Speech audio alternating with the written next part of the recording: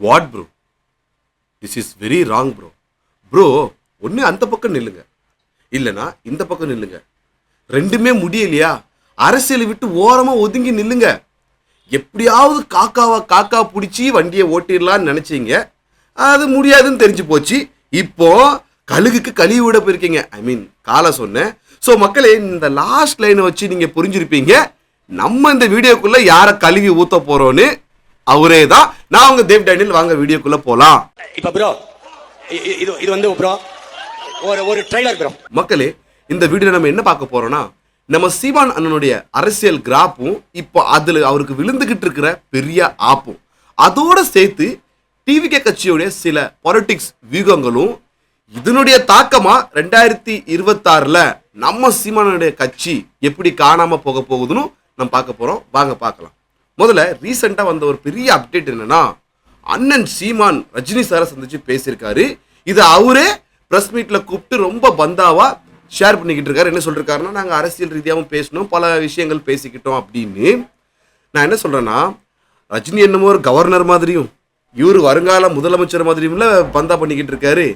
அப்பா, அரசியலை பொறுத்த வரைக்கும் ரஜினி ஒரு அரை லூசுனா, அண்ணன் நீங்க ஒரு முழு லூசு. அது எப்படின்னா, கொஞ்சம் கூட மாசு இல்லாம இதை நீங்க வந்து பெருமையா பேசிக்கிட்டு இருக்கீங்க. இதே அண்ணனுடைய வாய் தான் சில வருஷங்களுக்கு முன்னாடி என்ன சொல்லிருப்பாருன்னா, இந்த ரஜினியும் கமலையும் அடிக்கிற அடியில சினிமா துறையிலிருந்து இனிமே எவனுக்கும் அரசியல் வர ஆசையே போகணும் அப்படின்னு. இந்த ரஜினிகாந்தையும் கமலஹாசனை அடிக்கிற அடியில் இனி எந்த நடிகனுக்கும் கட்சி ஆரம்பிக்கணுங்கிற எண்ணம் வராது. எல்லாருக்கும் சேர்த்து நான் என்ன சொல்றேன்னா, மக்கள் உங்களை அடிக்கிற அடியில நீங்க துண்டை காணும் துணியை காணும் ஓடிடணும். இந்த மரத்துக்கு மரம் தாவறதை நீங்க நிப்பாட்டணும். நான் இந்த மண்ணின் மகன், இந்த மண்ணை ஆள்வது என்பது என் உரிமை. நான் ஆளாது பிறர் ஆண்டு நான் வாழ்வது என்பது நான் அடிமை. தமிழ்நாட்டை தமிழன் தான் ஆளணும் அப்படின்னு சொல்றீங்க. ரைட்டு, வாஸ்தவமான பேச்சு தான். அப்ப எதுக்கு ரஜினி சார் காலில் போய் விழுறீங்க? ஏன்னா அவர் பூர்வீகமா கன்னடக்காரன்றது எல்லாருக்கும் தெரியும். எதுக்கு? விஜய் காலவாரி விடுறதுக்கா? அதே மாதிரி ரஜினி சார் வந்து அரசியலுக்கு வரும்போது ஆரம்பத்தில் அவருடைய கருத்துக்கு பல எதிர்கருத்தை நீங்க வந்து தெரிவிச்சிருந்தீங்க. ஏன் கிழிச்சு தொங்கே விட்டுருந்தீங்க. மக்களே, அதுல சில உங்க பார்வைக்கு அதுல ஒன்று சொல்லிருப்பாரு, ரஜினி சார் வந்து வெற்றிடம் இருக்கு நான் வரேன் அப்படின்றீங்களே, ஏன் சுடுகாட்டில் கூட தான் வெற்றிடம் இருக்கு அப்படின்னு நீங்க ரொம்ப கலாய்ச்சிருப்பீங்க. அதே வச்சு இப்போ நான் உங்களை கலாய்க்க சிம்பிளா போற போக்க பார்த்தா 2026ல அந்த வெற்றிடம், அதாவது சுடுகாடு வெற்றிடம் உங்க கட்சிக்கு தானே. மேமலைக்கு போறதை விட்டுவிட்டு இந்த வேலை உங்களுக்கு வேண்டாம்னு நம்ம சொன்னா கேட்கறது இல்ல. நான் வருவேன். ஒரு வெற்றிடம் இருக்குது, சுடுகாட்டில் கூட நிறைய வெற்றிடம் இருக்குது. ரஜினி சார் இமயமலைக்கு போறது வந்து வழக்கம் தான். அதை கூட பர்சனல் லெவல்ல போய் ரொம்ப நீங்க வந்து கலாய்ச்சி பேசியிருப்பீங்க. இப்போ அதே வாய் தான் என்ன பேசுதுன்னா, அது வந்து அவருடைய தனிப்பட்ட விருப்பம், அவருடைய ஆன்மீக பயணம், அவர் பாட்டில் போயிட்டு போறாரு அப்படின்னு இப்படியே மாத்தி பேசி கூடிய சீக்கிரம் நீங்க தான் கீழ்பாக்கத்துக்கு போக போறீங்க. நல்ல வேலை நீங்க ஒரு விஷயத்துல உஷாருன. அஜித் ஃபேன்ஸ் பக்கம் நீங்க வந்து போல. ஏன் தெரியுமா?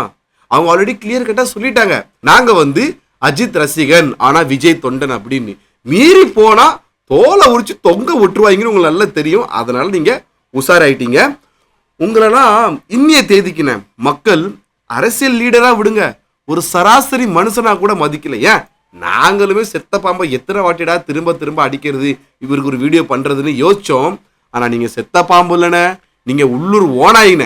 ஏன்னா தமிழ் தேசியம்ன்ற பேர்ல நீங்க பண்ற அட்டுலியம் இருக்க கொஞ்சம் நெஞ்சலண்ணே. ஒரே ஒரு கேள்வினே, உங்க பையன் என்ன மீடியம் படிக்கிறான்னு கொஞ்சம் சொல்ல முடியுமாண்ணே? கீழே வீடியோல பாத்துக்கோங்க. என்னன்னு தெரியுமா உங்களுக்கு? சகத்தோழன் நண்பன் அர்த்தம். நீங்கள் சங் பரிவாரங்கள்ல இருந்து இவங்க சங்கிங்கிறாங்க.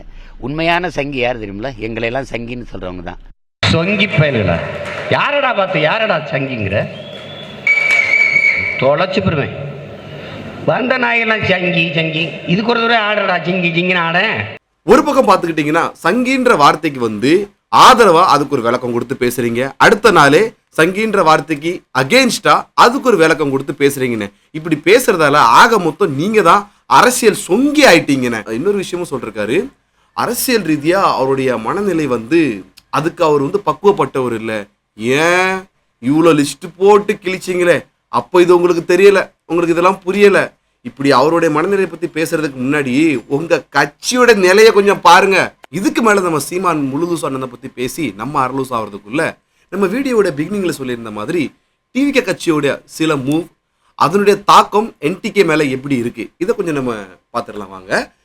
ஆனா கொஞ்சம் ஒரு விஷயம் பாருங்க, விஜய் இப்பமே அவருடைய கட்சியை எவ்வளவு அழகா ஒருங்கிணைக்காரு, எப்படி கட்டமைக்காரு, அப்பப்போ தன்னுடைய தொண்டர்களோட நேரடியாக சந்திக்காரு, அவங்களோட கலந்துரையாடல் பண்றாரு, சில முடிவுகளை எடுக்காங்க, அவரும் சில அறிவுரைகளை சொல்றாரு. அப்படி நீங்க பத்திரிகையாளரை தவிர உங்க கட்சி தொண்டர்களை நிர்வாகிகளை மாசத்துல நீங்க எத்தனை வாட்டி சந்திக்கீங்க? அப்படியே நீங்க சந்திச்சாலுமே அது எதுக்கு தெரியுமாண்ணே? திரள் நிதிக்கு தானே. ஏன் ஒரு வைரலான விஷயமே இருக்குண்ணே, ஒரு வாட்டி உங்களை பார்க்க உங்களுடைய தொண்டன் அவளா அண்ணே அப்படின்னு மாலை கொண்டு வரும்போது கொஞ்சம் கூட ஈவ இறக்க இல்லாம அந்த மாலையை தூக்கி எறிஞ்சி நீங்க சொன்ன விஷயம் என்னென்ன, மாலையை வச்சு என்ன பண்ண முடியும், கட்சிக்கு நிதி கொண்டு வா அப்படின்னு கேட்ட ஆளு தானே நீங்க. இதெல்லாம் விடுங்கண்ணே. விஜய் நேத்து கட்சி ஆரம்பிச்சு ஒரு சின்ன பையனை உங்க முன்னாடி, அவருக்கு இருக்கிற பக்குவத்தை பாருங்க.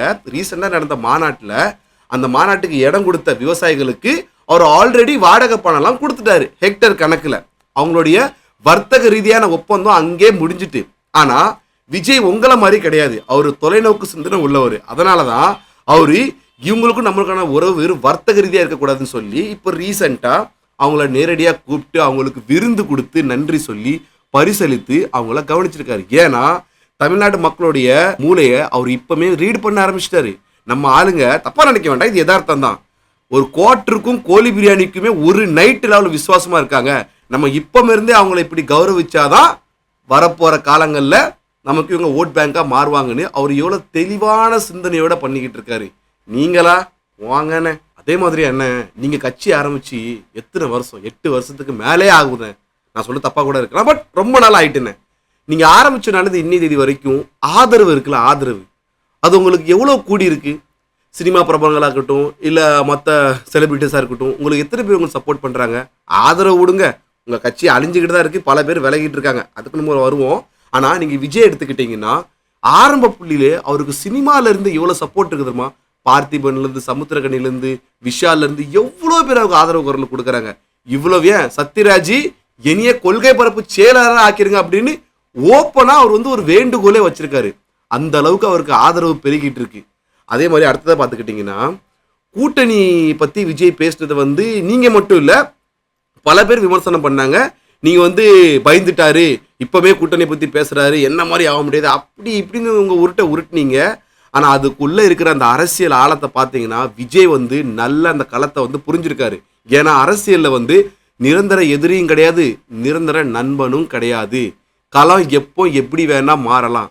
அதை புரிஞ்சுக்கிட்டு தான் இப்பமே தொலைநோக்கு பார்வையா விஜய் சொல்லிட்டாரு, நாங்க எதிர்காலத்துல யாரு கூடனாலும் இணைந்து பணிபுரிவோம். அப்போ கூட அதை அவரு டிப்ளமேட்டிக்கா தான் பேசியிருக்காரு. உங்களா மாதிரி இல்ல, ஆரம்பத்துல தனியாதான் நிப்பேன், நான் ஒத்த காலில் தான் தலைகீழாகத்தான் குதிப்பேன் அப்படி சொல்லிக்கிட்டு இருந்தீங்க. இப்ப திருதிப்புன்னு நீங்க விஜய் கட்சி ஆரம்பிக்கும் போது என் தம்பி அப்படி இப்படி கூட்டணி பேசுனீங்க. கடைசியில் என்னாச்சு? அவர் உங்களை கழட்டி விட்டாரு. இப்ப நீங்க ரஜினி பக்கம் போயிருக்கீங்க. அடுத்து யாரு? கமலா. அதே மாதிரி நீங்க அவரை இவ்வளவு கிழிச்சு தொங்க விட்டும் அதுக்கு கொஞ்சம் கூட எதிர்வினை ஆற்றாம ஏன் அவருடைய தொண்டர்கள்ட்ட கூட அவர் என்ன வேண்டுகோள் வச்சிருந்தாரு, நெகட்டிவா யாரும் சீமானந்தனை விமர்சனம் பண்ணக்கூடாது அப்படின்னு தான் அவர் சொல்லியிருந்தாரு. உங்க பிறந்த நாளுக்கு அவர் கொடுத்த சரியான செருப்படி பதில் அது. அண்ணனுக்கு பிறந்தநாள் வாழ்த்துக்கள் சொல்லிட்டாரு. கொஞ்சம் பாருங்க அவருடைய அரசியல் மெச்சூரிட்டி இப்பமே எந்த அளவுக்கு இருக்கு அப்படின்னு. உங்களுடைய கட்சி கவுறதுக்கு முக்கிய காரணம் நீங்க தான் அப்படின்னு நான் சொல்லன, உங்க கட்சியை சேர்ந்த தொண்டர்கள் நிர்வாகிகளே குற்றச்சாட்டை வச்சிருக்காங்க. அவங்க என்ன சொல்றாங்கன்னா, நீங்க அவங்க கூட சேர்ந்து கலந்துரையாடல் பண்ணி ஒரு முடிவு எடுக்க மாட்டேங்கிறீங்க. உங்களுடைய எடுத்தோம் கவுத்தோன்ற பேச்சும் எடுத்தோம் கவுத்தோன்ற முடிவும் தான்ற மிதப்பும் இதுதான் உங்க கட்சி சரியறதுக்கு ஒரு முக்கியமான காரணமா இருக்குன்னு அவங்க மென்ஷன் பண்ணிருக்காங்க. அதே மாதிரின இன்னொரு விஷயம் சொல்றேன்னு, இது உங்க டைலாக் தான் உங்களுக்கே. அதாவது என்னதான் நாங்க உங்களை வச்சு செஞ்சாலுமே உங்க கட்சி மேலேயும் உங்க மேலும் அக்கறையில ஒரு விஷயம் சொல்றேன், நல்லா கேட்டுக்கோங்கண்ணே. உங்களுக்கே தெரியாம பெரிய ஒரு மாஸ்டர் பிளான் உங்களுக்கு எதிராக ஒரு சதி நடந்துகிட்டு இருக்கு.